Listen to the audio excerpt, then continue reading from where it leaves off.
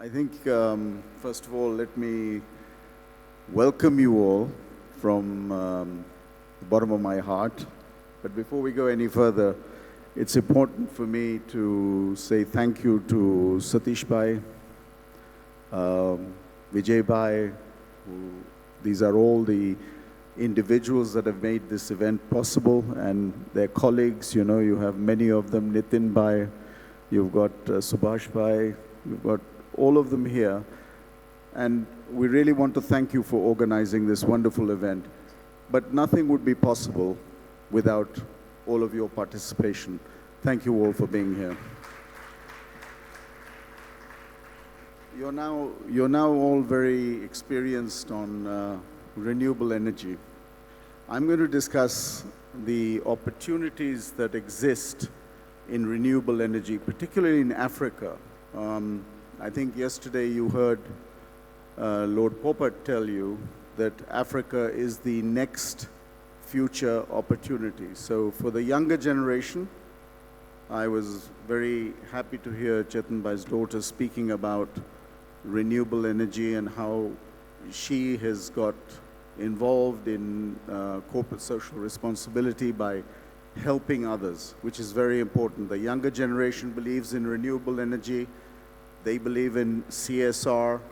They believe in the right things. So it's very important for us, all of us, to embrace this. Now, Africa has huge potentials.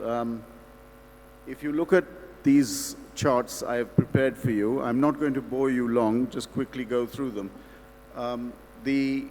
The energy sector and the transport sector in Africa is one of the leading consumers of energy, and it's growing very fast. What you'll find is that greenhouse emissions have risen across all sectors. What we need to do is arrest this, and unless each one of us makes an effort, it's going to become very difficult for us to survive on this planet. You've all seen the weather changing. You've seen things are different now, and you've seen flooding, you've seen hot weather. This is all due to global warming. And then you have here, very interesting, renewable energy is critical. And if we are to achieve the 1.5 target set by the COP authorities, we would have to really make a lot of effort. Renewable energy capacity of 473 gigawatts was added in 2023. This is important to note that 87% of that was renewable energy. So we're in the right direction in Africa and the world. But in Africa, it's very important that we have some of the best resources. Solar energy, very important. In fact, Africa has huge potential that's unused. I'll come to that. Then you have the renewable energy map of the world. As you can see, Africa is only using 62 gigawatts, whereas you take the United States, you take Asia, having larger consumptions of power and availability. Next. You have here a very interesting slide. This will tell you that while Africa accounts for less than 5% of the emission of electricity, this is mainly due to transport and industrial. Emissions in Africa grew slowly than any developing country. That tells you Africa is so underdeveloped. It is the only area on the globe that is the next frontier of opportunity. Population is growing very fast in Africa. The total population of Africa is around 1.4 billion, if you look at it as a continent. So the demand for renewables is bound to increase. The importance of low carbon energy are becoming more apparent in Africa than anywhere else. Climate change with extreme weather events has already demonstrated to us the volatility and electricity generation using alternative resources is becoming more important. Next. Here you see a map of Africa, very clearly showing you that it's probably Central Africa has only 22% of the installed capacity in renewable, with bulk being hydropower. Rest of the power in Africa comes from oil burning, wood, etc. So it is really quite serious, the problem that Africa faces. Then we have solar.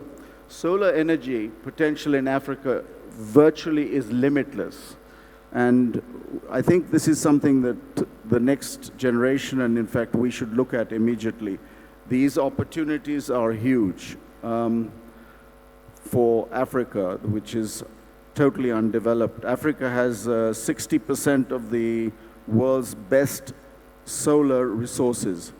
And the Wind Council estimates that Africa alone is using only 0.01% of the total wind energy availability potential of 59,000 gigawatts. So huge potential on wind and solar. Next slide. As I said, Africa is important, and of course hydro is one of the most common generations that we have in Africa. 40% of the power in sub-Saharan Africa is from hydro. But 90% of the potential of hydropower is still untapped. That's Africa, 90%. Next slide. Of course, there is then geothermal. Kenya, one of the countries, has done extremely well. Geothermal power is available in the Rift Valley, that's basically Mozambique to Djibouti. And Kenya has embraced 800 megawatts of geothermal power, which is a positive, and it continues to expand this segment of power generation. Now we have, of course, nuclear power. There are only two countries in Africa that have nuclear power. One is South Africa, and the other is Egypt. The problem with nuclear power is the costs are incredible, and having such high costs, of course, makes it less affordable. But I just would like to share with you that the government of Uganda, for instance, is really looking at 2 nuclear power plants, and they want to generate 15 gigawatts of nuclear power. I know it's a wish list, and I think they might succeed, because Uganda, as you may know in the room, has huge resources of oil, which they will be tapping on. The official figures show around 6,000 barrels of oil is in Uganda, and next year, I think by mid-2026, Uganda will be pumping oil. The pipeline is already being built. It's nearly going to be completed. Then we have biofuel blending, ethanol. I will speak about this more. You've heard a lot about biofuel. This is one of the most wonderful things, and Africa has a huge potential because we have a lot of land, we have unutilized land, and of course, taking into consideration food security, I think Africa can do well. Currently, biofuel is produced mainly in the major producing countries, which you heard about, the United States, Brazil, China, and the European Union, and of course, India is coming up very well, as Samir Bhai told you. He shared a very interesting discussion with you all, and I think I don't want to go into more of those details. Then finally, the storage of energy. You see, it's wonderful to use solar power, but solar power can only be used during the day. But at night, if you add it to wind power, you can actually tap a 24-hour power stream. And wind power has become much cheaper now. It's available due to initial incentives given in Western countries. But solar wind power has, in fact, come down in cost and is a viable option. And as you heard, that solar and wind are going to be the next major developments in this area. I'd like to take this opportunity and just sharing with you a story about our group. Many of you have heard of the Madhvani Group. Of course, we are focused with our flagship on sugar. It was my late father, Muljibai, who came to Uganda, and he came as an adventurous young man in 1914. It's a long time ago. And he left Gujarat and decided to venture into Uganda. He started off as a small trader, and he went into sugar. And if we can move on, these are my two brothers who have been pioneers, but we are involved in many industries, many leisure industries. You will be hearing from my daughter Tanya about the opportunities that exist in Africa for tourism. We've got insurance, we've got all the varied industries you see there: tea, packaging, construction, distribution, insurance, and security, etc. Kakira is an interesting flagship. As I said to you, it initially started in 1930 producing sugar. And as Samir Bhai told you, sugar was the main product. And we were one of the largest producers of sugar in Central Africa in 1972. And after, of course, the expulsion of the Asians, our estate and our industries in Uganda were completely destroyed. And we started fresh. And what you see in the picture there had to be all rebuilt. We started off by producing sugar.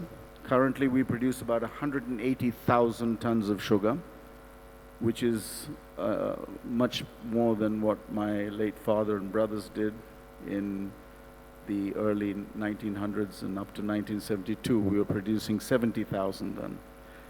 Then what has happened is, over the years, we have grown and we have expanded our agricultural operations. We have now a state that covers 40,000 acres where we plant sugarcane, and we also have farmers. The farmers have 62,000 acres, and they are responsible for supplying cane to us on a regular basis. In Africa, and many of you who understand the climatic conditions, we, unlike India, can crush throughout the year, and we don't stop. So for us, we're really blessed in Africa. And if you take Uganda, which is 3,600 meters above sea level, on the equator, the climate is very temperate. So we have a great advantage.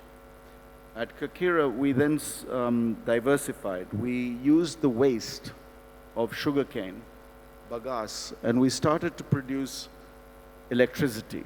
And we produce now up to 51 megawatts of electricity. We export to the grid over 34 megawatts regularly. And this is quite a substantial investment in renewable energy. In fact, what we generate in Kakira can light up Kampala without the heavy industry. So it is a great asset. You then have the ability to use another waste, which is called molasses. Now, molasses is a substance that's before was quite difficult to dispose of. So we make ethanol from molasses, and we are producing about 22 million liters of ethanol. And this is, of course, another renewable energy. We can also produce from ethanol something called extra neutral alcohol. Now, that is, for those teetotalers, you won't be interested in this part, but we make vodka, we make rum, we make gin. In fact, our products have won 80 medals in the United States and Europe. So it's interesting what you can do with this one grass crop called sugarcane and yet have a sustainable business. We're also going ahead and we've put up a large irrigation project in Uganda. It's one of the largest. So far, we're going to go and cover 22,000 acres with irrigation. And it's already started. And we're using renewable energy, which is solar, to run the center pivots. And at night, we will be introducing wind power. We're looking into that so that we don't use electricity from the grid unless, of course, it's renewable. So our product has the advantage of being carbon conscious. Now, what's interesting in all this, that's why I want you to know, is that at Kakira, we are carbon negative. We've had this assessed by South Africans, and it's amazing that if you focus on trying to create an environment for renewable energy and other byproducts, you do always have to maintain the fact that you need to be very conscious of degrading the environment. So we have today a carbon footprint that's 1,771 tons CO2e negative. This is one of the only companies in Central Africa. Of course, we have the other thing that follows with renewable energy is to make sure that you continue in that direction. And we have started a policy of planting 60,000 trees every year. And we've been doing this for years as a company policy. And finally, we grow sun hemp. Sun hemp is, again, used as a biomass. And we do this in Kakira. All our fields are covered in sun hemp for a few months. So as you can see from all this, we are just a small company, but we're managing to do, and what one should do is leave less of a carbon footprint. So ladies and gentlemen, I wish to thank you all most sincerely from the bottom of my heart for listening to me. I hope I wasn't boring you too much. But it's wonderful to see all of us here, as I said earlier on. And I think there is a huge opportunity in Africa for investment in renewable energy, particularly in solar and wind. Of course, hydro is in abundance, and I think these are large projects and small projects, but it's something worth looking at. Thank you so much. Jai Shri Krishna.